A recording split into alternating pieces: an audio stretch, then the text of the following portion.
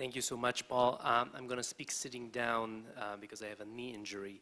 I went to high school in Israel, and I really liked my history teacher in high school. She spoke so authoritatively about everything and you know, inspired me in very significant ways in a suburb of Tel Aviv, a very non-exciting one.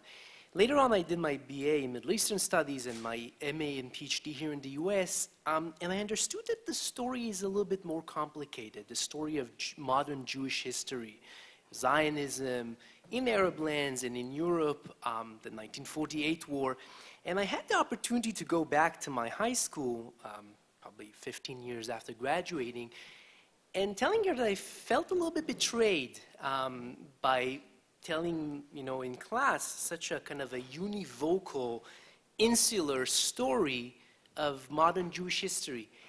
And she, you know, she looked at me, she was just before retirement, and she said, you know, you're really naive. Modern Jewish history is indoctrination often. And, you know, I felt kind of offended by it, and later went on to do my PhD in history. And, you know, I'm still not sure what it is and it is not, but I know that some really exciting things are being done in, you know, decades now. And, you know, I teach a class on the Jews of Muslim lens this semester, and I offered extra credit to my students who would come to this conference. The assignment I gave them is to write a comparison between what we you know, learned in class about each of these communities, and we spend weeks on each of them, and what they hear here. And there would be very substantial differences, not to say that, you know, my teaching in class is better or anything of that sort, but just that the story is a very complicated. And if it sounds simple, and sometimes it is, then you should be very, very suspicious of it. And so the story of Jews of Arab lands is an extremely complicated story. And while it's very good that Israel has finally starting to integrate it into the general narrative, we need to be very careful when the state is happy to do something, because they often leave out, delete, or censor parts of the stories that are uncomfortable for the state, elites, national, even historians, right? So, you know, the Farhud in Iraq is often presented as this Holocaust like formative event, but we rarely hear, of course, that in its wake, most Iraqi Jews were still not Zionists, still uninterested in going to Palestine, still thought that Zionism was dangerous for the Jews of Arab lands. And, you know, while each of every persecution of Jews of Arab lands is documented, we know far less of various things that Israel done to put these communities in immense danger.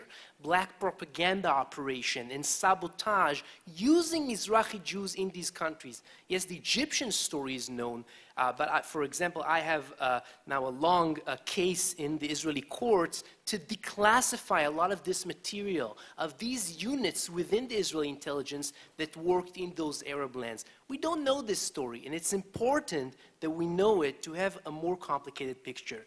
So in the next 20 minutes, I want to present to you what I think is a different story about Moroccan Jews and their immigration to Israel from the late 40s to the late 50s. I'm not interested in the Ben Gurions and Eshkols or Goldas, or even people like Sultan Muhammad V, the Sultan of Morocco.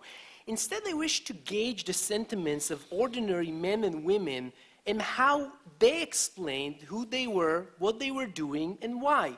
And to do so, I studied the personal letters of immigrants that immigrants wrote their families in Morocco, those who came to Israel, and letters of family members still in Morocco sending their relatives who immigrated to Israel letters. And these letters were secretly copied and intercepted by the Israeli postal censorship to assess those immigrants' state of mind, and they can be found today in the Israeli archives. And my research, I think, challenges views that are still prevalent today in scholarship and in the Israeli media, ascribing to these immigrants a pathological animosity to Arabs or gratitude to the Zionist Ashkenazi leadership from saving them from genocide by bringing them to Israel. In fact, letters by Moroccan soldiers in the IDF in '48, that's one group that I'll show you their letters, they demonstrate that the very same people who fought for the establishment of Israel became deeply ambivalent about it. While many initially supported establishing a Jewish state in Palestine, the rampant racism of the hegemonic Ashkenazi group toward North African brought over 70% of them, according to statistics secretly collected from their letters, to express a desire to leave Israel and return to North Africa, mostly to Morocco. Some even went so far as to assert that they felt more affinity for Morocco's Arabs than for Israel's Ashkenazi Jews. And only in the mid-50s, when a return to Morocco became impossible, did immigrants leave behind their ambitions to return home. But even then, a reconceived link with an Arab past allowed Moroccan Jews to articulate an oppositional identity within Israel, a Mizrahi identity, if you will, and challenge Ashkenazi hegemony during the 1959 Wadi Salib revolt. In other words, my research traces the changing sentiments of Moroccan Jews toward the land of Israel and Morocco.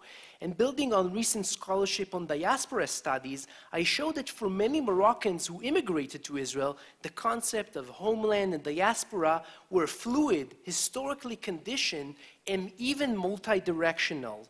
And in fact, both Israel and Morocco served at different times and under certain circumstances in the period under study from '48 to '59 as both homeland and diaspora. And so from the vantage point of Morocco in the late '40s, the land of Israel and later the state of Israel were seen as the mythic homeland, right? And some definitely yearned to, quote unquote, return there from the Moroccan diaspora. However, disillusioned by the reality in Israel after immigration, and especially the widespread racism by the hegemonic Ashkenazi group, the majority started seeing Israel as exile and Morocco as a homeland to which they wished to return.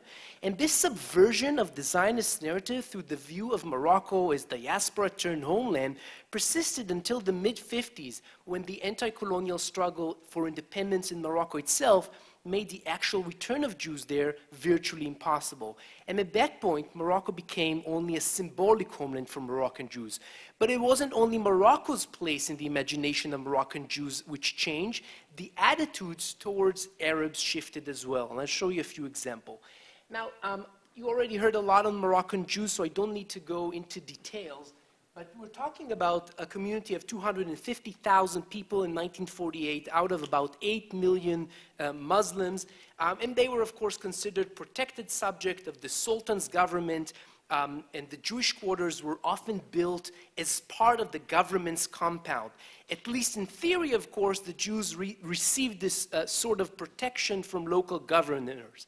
And historically, Jews in Morocco were referred to by the Islamic concept that you've heard today several times, Ahl al-Dhimma, meaning non-Muslim residents of an Islamic state who were entitled to protection in return for paying a special tax, which was collected at different times in Moroccan history. Especially in the rural areas, Jews were also sometimes subject to cultural symbols of inferiority aimed at signaling Islam's superiority over other religions. But in the big cities, of course, things were very different, and ties between Jews and Muslims from low and middle class backgrounds were very strong. They had friendships, they had owned businesses together, and even held these communal pastime activities. Of course, with the exception of the Francophone Jewish and Muslim elite, whose commitment to French liberalism blurred religious communities, for most urban Jews and Muslim, religion mattered, obviously, and certain transgressions were not acceptable. I want to talk now about the first period. It's a brief period, from '48 to '49, and I termed it From Euphoria to Disenchantment, and I'll only give a few glimpses. So out of about 20,000 Moroccans who immigrated to Israel in '48, '49, hundreds were young men who left Morocco with the intention of immediately enlisting in the IDF and fighting for the new Jewish state. Upon arrival, they were quickly drafted and deployed to the battlefields. In the October '48 report on North African soldiers' letter, the Israeli censor explained that they were, and I'm quoting him, simple people full of excitement for the Zionist idea and the current war. He or she, the censors were often female, added that North African men, almost without exception, tend to permanently settle down in Israel in a constructive manner. All of them, almost without exception, that's the censor writing, wrote their families and friends to follow them and immigrate. Now, these sentiments reported by the censor were the result of events back in Morocco after Israeli independence. On June 7, 1948, 44 people were killed, the majority of them Jewish, in riots in the towns of Wajda and Jarada next to the Moroccan border with Algeria. Intercepted letters of North African soldiers in Israel to their family reflected that sense of urgency. And so I can read from this. I'm going to take the microphone with me. This is one letter from Israel. I am very concerned with your condition and the condition of Jews in Arab lands. The press here only brings occasional data on the conditions in the Arab states, but what we hear is enough to worry me terribly. You are in great danger. The Arabs will annihilate you as Hitler had done in Europe. Come here. Craftsmen can make a decent living and earn their bread respectfully and live among their brothers. When I fight here, I fight for you too. Okay, so this is one letter. And 5 months after the censor published this letter and his initial observation, he noted that things are starting to change, and he added a new section to his bi-monthly report. He called it Inter-Ethnic Problems, or Ba'ayot Bein Adatiyot. And what were the soldiers actually saying in that? Let's see. An example that the censor noted was not one of a kind was this letter, also sent from Israel to North Africa. Let's read it. As I wrote to you, the European Jews who suffered tremendously from the Hitleristic Nazism see themselves as a superior race and the Sephardic as belonging to an inferior one. The poor African who came here from afar and was not required to leave his home because of racial discrimination is now humiliated at every turn. Instead of gratitude, they treat us like savages or unwelcomed elements. Bloodline rules here. So there are two major challenges to the Zionist narrative in this letter. The first is the use, of course, of vocabulary from Nazi Germany to describe the hegemonic Ashkenazi group. The soldier suggested that the Ashkenazi Zionists created this racial hierarchy based on blood, with themselves at the top and Sephardic Jews as racially inferior subject. For a North African immigrant, of course, to me making such an analogy in 49 is a clear break from the Zionist narrative. But he didn't stop there and decided to deliver another blow to the Zionist narrative that often described the bringing of Jews from the Middle East and North Africa to Israel as a rescue mission that averted an impending second Holocaust perpetrated by the Arabs. And this guy here explicitly mentioned that unlike European Jews who were forced out of Europe because of persecution, North Africans were not persecuted, nor did they suffer the racial discrimination in their countries of origin. Since North Africans came of their own volition, he thought racism and discrimination against them was even more galling. By the way, these letters, which were, of course, as you can see, critical of the state of Israel, were often stopped at the censor's desk and did not make it to the recipients. Now, in a report a few months later, the censor concluded that the Zionist plan had a serious problem. And he writes, the complaints of North African soldiers to their families raised doubts among North African Jews regarding immigration. And the army command was very concerned of this new trend. Ben-Gurion writes about it in his own diary. And in a special report from August of 49, the censorship examined 950 letters by North African soldiers. In 200 letters, the soldiers discussed the question of their family immigration to Israel. And as you can see, the results were pretty shocking. All in all, 76% called their families either not to come to Israel at all, or at least not come for the present times. And in a separate poll, which I won't show you the details for because of lack of time, about 70% also explained that they intended to leave Israel and return to Morocco as soon as they can. Now, why did these people want to return to leave Israel and return to Morocco? The obvious reason was poverty, but one at least partially created by discrimination of North African compared to Ashkenazi Jew. The former were given less pay, minimal food rations, and were housed in tents in transit camps, the ma'abarot. Nevertheless, poverty, even when caused by discrimination, was not the only factor pushing North Africans to leave. Another reason was racism, as one soldier explained to his family. Don't trust the Zionist office in Morocco. It spreads propaganda, lies, and falsehoods. And don't dare to set foot in this office, because here they call you dirty Moroccans and publish in the newspapers that the Moroccans can't dress, can't eat with a fork, only with their hands. They think only Poles are human beings here. Now, in the above letter, the soldier was most likely referring to the series of articles published in 1949 by the Israeli daily Haaretz. That article was already alluded to here by a journalist by the name of Aryeh Gelblum.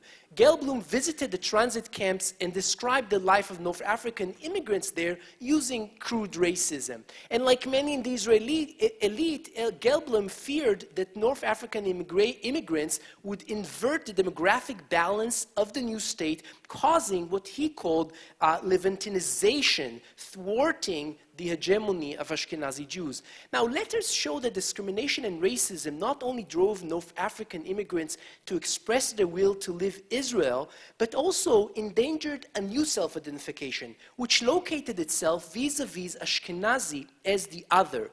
However, this self-identification did not deal exclusively with the North Africans here and now, meaning their oppression in Israel. It also emphasized an emotional connection to another homeland and to other people. As one soldier wrote in his letter, I want to finish my service in the IDF and return to you, to my homeland city, Morocco, that I loved. This made me very happy. Now, another soldier asked to emphasize who he saw as his real brothers.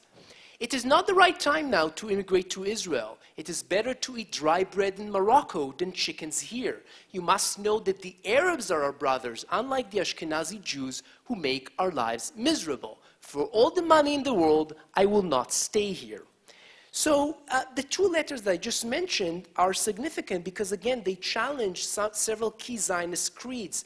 The soldier's statement about Morocco being a homeland that he must return to is a clear breach of the Zionist narrative that only permits a return to the land of Israel. The second letter, reference to Moroccan Arabs as brothers, is even more subversive because it challenges the Ashkenazi leadership's narrative that the Arab is kind of a one-size-fits-all label for enemy. And it also inverts the concept of the ingathering of the exile by stating that Arabs and not Ashkenazi Jews were the brothers of North African Jews. Now, it's important to stress that not everyone saw the Ashkenazi as evil, right? As we have seen, a minority group of about 30% called their families in Morocco to immigrate. It's likely that these aspirations were related to class, and I can talk more about that in the Q&A. And here's one example of a letter sent from Morocco to a soldier in Israel that exemplify how quickly the relatively genial relation between Jews and Muslims evolved into hatred. I ask that you send me a submachine gun with 800 bullets so I can kill the Arabs here before I come to Israel. We live in misery with these bastard Arab Moroccans, and in their eyes we're all dirty and they call us dirty Jews all the time. Tell me a bit about the families that return from Israel and let me know if they're crazy. Perhaps those returning are not Jews and they don't deserve to be called Jews. Now, this letter shows that for some Jews, the persecution they suffered in Morocco not only tilted them toward immigration, but also instilled in them a growing sense of enmity for the Muslim community. It's interesting to note that this letter, expressing a desire to take revenge against Moroccan Arabs, and the letter depicting Moroccan Arabs as brothers, were written at approximately the same time, July-August of 1949. The difference between the letter is that the one calling Arabs brothers was written from Israel, and the one calling to kill Arabs from Morocco. Some letters from Morocco also exhibited joy over the changes in the status of Jews in Islamic land. A female still in Morocco wrote her relative who was a soldier in the IDF, "You know how happy I am every time I say the word state, because the Jews suffered for 2,000 years and at once God found them a country." During the time of the Arabs, the Jews walked around with their heads lowered, and now we need to walk with our heads held high and there in humility. And this letter, of course, alludes to this dhimmi status, right, that protected but subordinated status that was seen as ending. And this is a sense that was definitely also apparent in letters, mostly coming from Morocco, that the establishment of the State of Israel, at least in theory, was a game changer in the relationship between Jews and Muslims everywhere. I want to quickly say a few words about the second period, where return to Morocco is no longer an option. And this is a period from 1954 to 1959. I'll talk about it very briefly. The realization that actual return was not an option took Moroccans several years and was closely linked to the escalation of the anti-colonial revolt in Morocco itself. While most attacks were not targeting Jews, since many of them did not take part in the anti-colonial revolt, they often felt threatened. And on August 3rd, 1954, 6 Jews were beaten to death in the city of Patijan or Saidi Qassem in northern Morocco during an anti-French strike. Their bodies were abused and then burnt. And responding to these incidents in Morocco, a soldier in Israel was saying this to his parents: "My dear parents, open your eyes and look at the guns pointing at you. Feel the enemy next to you waiting to stab you. I'm telling you again, get out of Morocco and come to your own land. It will be hard at first, but you will make it." So, adding to this genuine urgency that was to this sense of urgency to leave Morocco, was also a well-orchestrated propaganda campaign carried out by Zionist organizations worldwide about the Patijan killing. And indeed, within a few months of the Patijan killing, scores of Jews from the rural areas registered to immigrate to Israel. And more uncertainty came to the Jewish community in March of '56 when the French evacuated the country and Moroccan independence was celebrated by the National Front there. Though the Jews from middle classes supported the Moroccan national movement, for the Moroccan Jews who lived in the poor Jewish quarters of the big cities, day-to-day life looked very, very grim. The French departure caused a massive economic downturn and poverty, and unemployment became widespread. And so for Morocco, one Jewish person was writing the following: "Here in Fez, things are very difficult. Stealing and robbery by Arabs are a daily routine. Prostitutes are wandering around everywhere, and if we dare to complain, they curse our origins and spit in our face. And if we argue with one of the Arabs, dozens immediately intervene on his behalf. One can't live like this anymore. The situation is dreadful." So in Israel, most Moroccan Jews at the time were calling their relatives to leave Morocco and come to Israel as soon as possible. And only a minority, but a sizable one, was still insisting Morocco was better suited for Jews. Even when encouraging their families to join them in Israel, it was crucial for the immigrants to make sure that their loved one realized that they were not fully assimilated in Israel, nor did they intend to be, as this soldier is writing.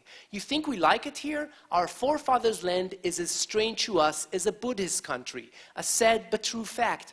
Maybe with time we can get used to the Israeli people, but that time seems far in the horizon.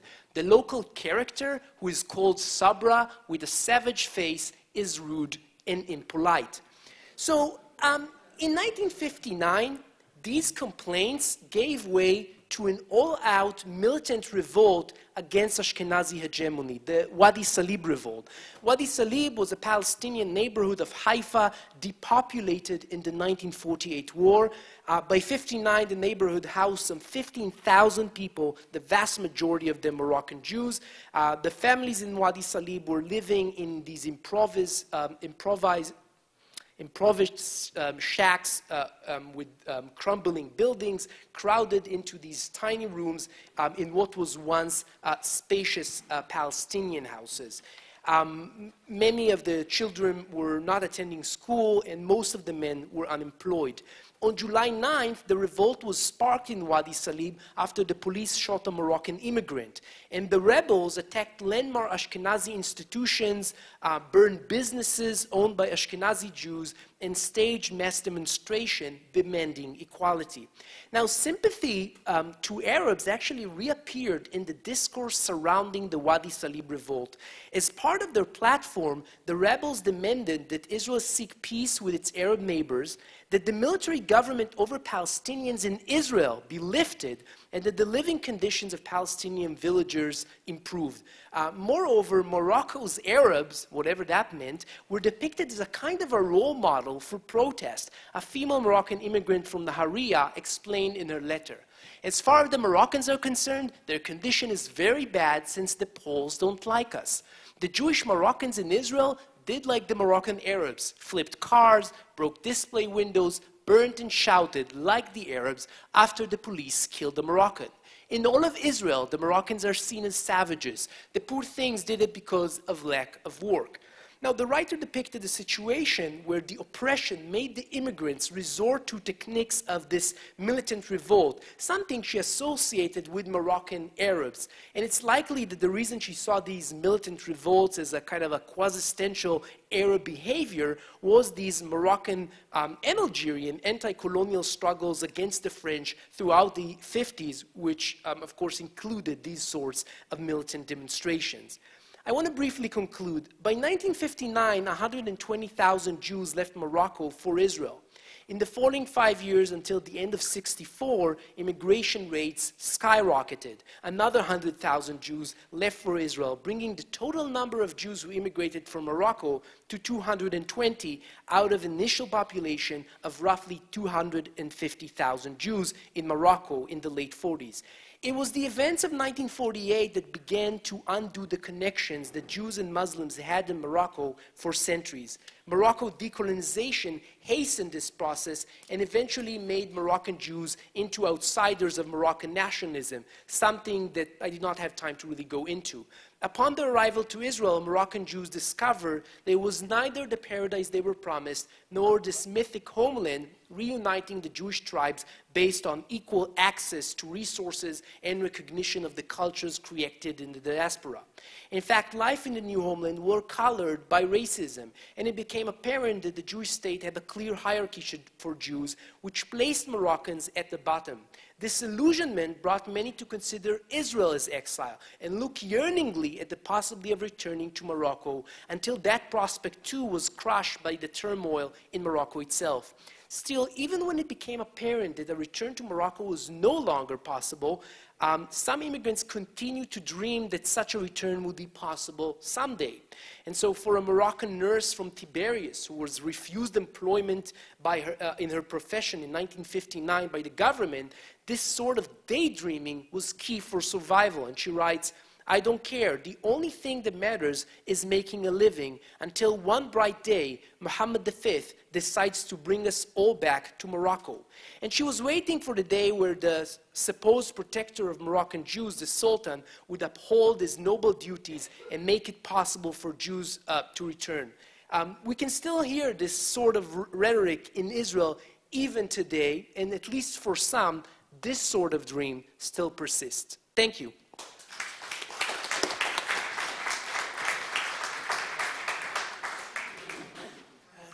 Thank you, Shay.